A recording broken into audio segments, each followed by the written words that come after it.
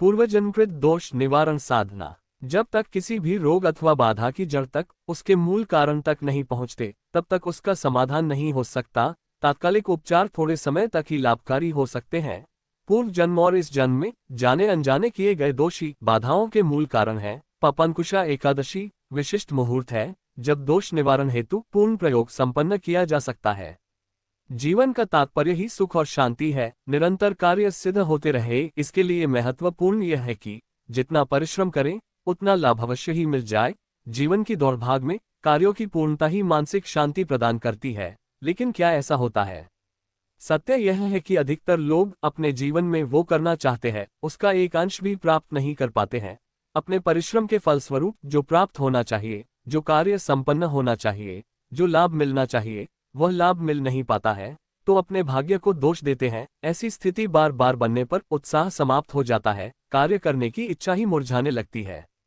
व्यक्ति का स्वभाव है कि वह हमेशा दूसरों के साथ अपनी तुलना अवश्य करता है। जब आप देखते हैं कि दूसरा आपके आधे प्रयत्न करने पर ही सफलता प्राप्त कर लेता है, तो एक ईर्ष्या का भाव, चिड़चिड़ापन आ जाता है। आप बहुत प्रयत्न करने पर भी परिवार में शांति नहीं रख पाते, एक धोखे से उबरते हैं तो दूसरा धोखा मिलता है। आप दूसरों के लिए जितना करते हैं, उसका आधा सहयोग भी दूसरों से नहीं मिल पाता। इन सारे प्रश्नों पर गंभीरता पूर्वक विचार करने की आवश्यकता है।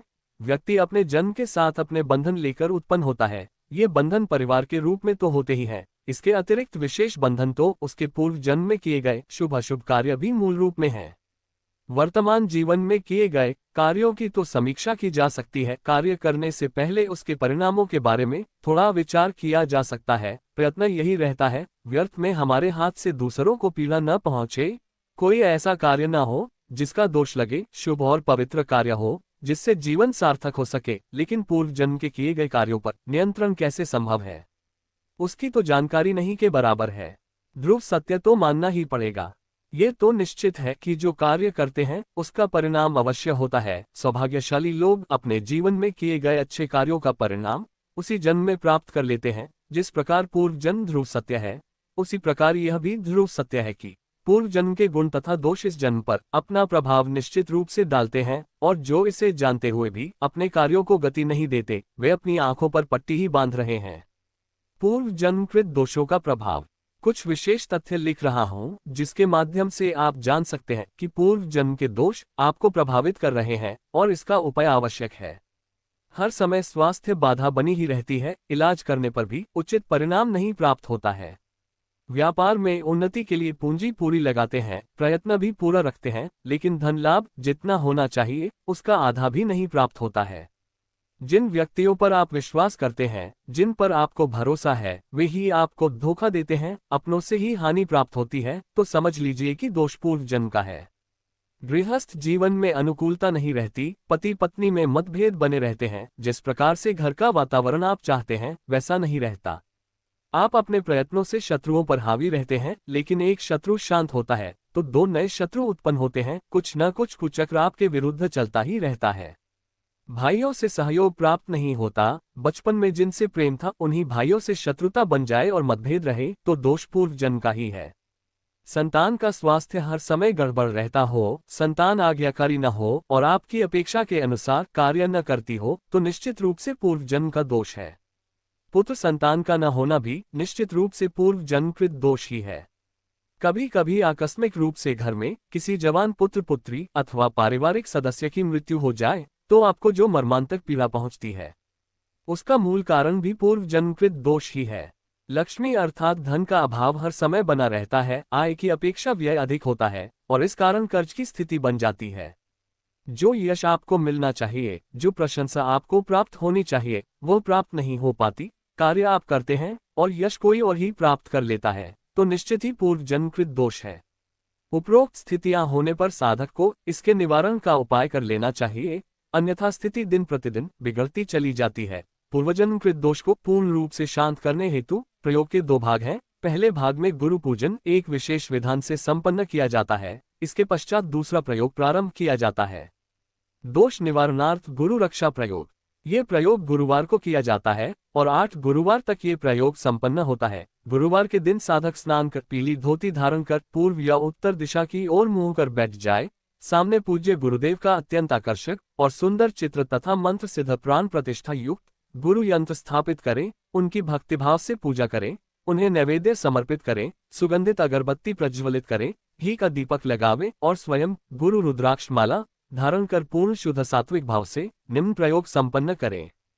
प्रयोग विधि। साधक 3 बार दाहिने हाथ में जल लेकर पी ले और उसके बाद हाथ धोकर प्राणायाम करें और फिर दाहिने हाथ में जल कुमकुम पुष्प लेकर निम्न संकल्प करें। ओम विष्णु विष्णु विष्णु देशिकालो संकीर्त्या अमुक गोत्रस्य अमुक शर्माहम ममोपरि इह जनगत जन्म स्वकृत परकृत कारित क्रियमान कारयष्यमान भूत प्रेत पिशाचादि मंत्र तंत्र यंत्र टोटकादि जन्यस्कल दोष बाधा निवृत्ति पूर्वक पूर्ण सिद्धि दीर्घायुरारोग्यैश्वर्यादि प्राप्त्यर्थ क्षम साधना प्रयोग करिष्ये। ऐसा कहकर हाथ में लिया हुआ जल सामने रखे हुए पात्र में छोड़ दें और गले में पहनी हुई रुद्राक्ष माला से गुरु मंत्र जप करें। गुरु मंत्र। ओम परमतत्वाय नारायणाय गुरुभ्यो नमः। अब एक माला मंत्र जप के पश्चात पूर्व दिशा की ओर मुंह करें और सामने गुरु यंत्र तथा चित्र स्थापित कर घी का दीपक जलाकर अपने हाथ में जल लेकर संकल्प करें। ओम यो में पूर्वगत इहगत पापमा पाप किनेह कर्मणा अग्नि साक्षी भूत निखिलेश्वरानंदम मम समस्त दोषा पापन भंजयतु मोहेतु नाशयतु मारयतु किलेतु तस्मै प्रयच्छतु कृत मम। अपना नाम उच्चारण करें। गुरु शांति स्वस्त्ययंचास्तु। अब पूर्व दिशा की ओर मुख किए ही अपने गले में पहनी गुरु रुद्राक्ष माला से गुरु मंत्र की एक माला मंत्र जप करें, फिर अग्निकोण की ओर मुंह कर पूजन कर संकल्प लें तथा मंत्र जप करें। इसी प्रकार दक्षिण, नैऋत्य, उत्तर, वायव्य, पश्चिम, ईशान तथा अनंत आकाश की ओर फिर अधः भूमि दिशा की ओर प्रयोग करें। पूजन का प्रारंभिक विधान तो यही रहेगा, लेकिन प्रत्येक दिशा की ओर जप हेतु गुरु मंत्र अलग अलग है, उन्हीं के अनुसार जप करें। मंत्र निम्न प्रकार से हैं। पूर्व दिशाकृत गुरु मंत्र। ओम श्रीं निखिलेश्वरानंदाय श्रीं ओम। अग्नि दिशाकृत गुरु मंत्र। ए निखिलेश्वरानंदाय ए नमः। दक्षिण दिशाकृत गुरु मंत्र। ओम ह्री परमतत्वाय निखिलेश्वराय ह्री नमः। नैऋत्य दिशाकृत गुरु मंत्र। ओम क्लीं क्लीं निखिलेश्वरानंदाय क्लीं क्लीं नमः। उत्तर दिशाकृत मंत्र। ओम श्रीं श्रीं श्रीं निखिलेश्वरी श्रीं श्रीं श्रीं नमः। वायव्य दिशाकृत गुरु मंत्र। ओम ह्री श्रीं निखिलेश्वराय श्रीं ह्री ओम। पश्चिम दिशाकृत गुरु मंत्र। ओम ह्री निखिलेश्वरानंदाय ह्री ओम। ईशान दिशाकृत गुरु मंत्र। ओम ह्री निखिलेश्वराय ह्री नमः। अनंत आकाश दिशाकृत मंत्र। ओम नी निखिलेश्वर्ये नी नमः। अधः भूमि दिशाकृत गुरु मंत्र। ओम निखिलम निखिलेश्वर्ये निखिलम नमः। अब साधक 10 दिशाओं से संबंधित प्रयोग संपन्न कर पुनः मूल गुरु मंत्र की एक माला मंत्र जप पूर्व दिशा की ओर मुंह कर संपन्न करें। गुरु मंत्र। ओम परमतत्वाय नारायणाय गुरुभ्यो नमः। इस प्रकार एक गुरुवार को अनुष्ठान का प्रथम भाग पूरा होता है। फिर लगातार 8 गुरुवारों को ये प्रयोग संपन्न करने से प्राणश्चेतना जागृत होती है। साधना का दूसरा भाग। ऊपर दी गई साधना शांति साधना है। इसके साथ रात्रि को एक विशेष तंत्र प्रयोग भी संपन्न करना पड़ता है। ये तंत्र प्रयोग जिस गुरुवार को ऊपरी शांति प्रयोग संपन्न किया जाता है, उसी रात्रि संपन्न करना चाहिए।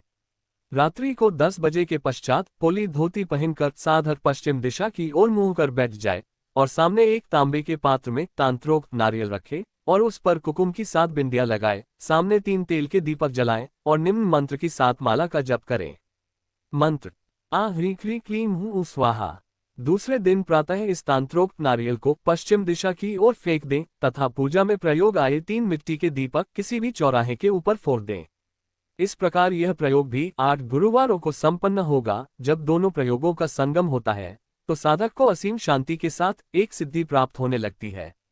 जिस प्रकार वस्त्रों को धोने पर उनका मैल निकल जाता है, उसी प्रकार इन दोनों प्रयोगों का संगम साधक के जीवन से दोषों का मैल निकालकर उसे शुद्ध कर देती है। जहां विधि विधान सहित ये प्रयोग संपन्न होता है तथा गुरु यंत्र चित्र गुरु पादुका पूजन नियमित रूप से संपन्न किया जाता है, वहां किसी भी प्रकार का दोष स्थान बना ही नहीं सकता है।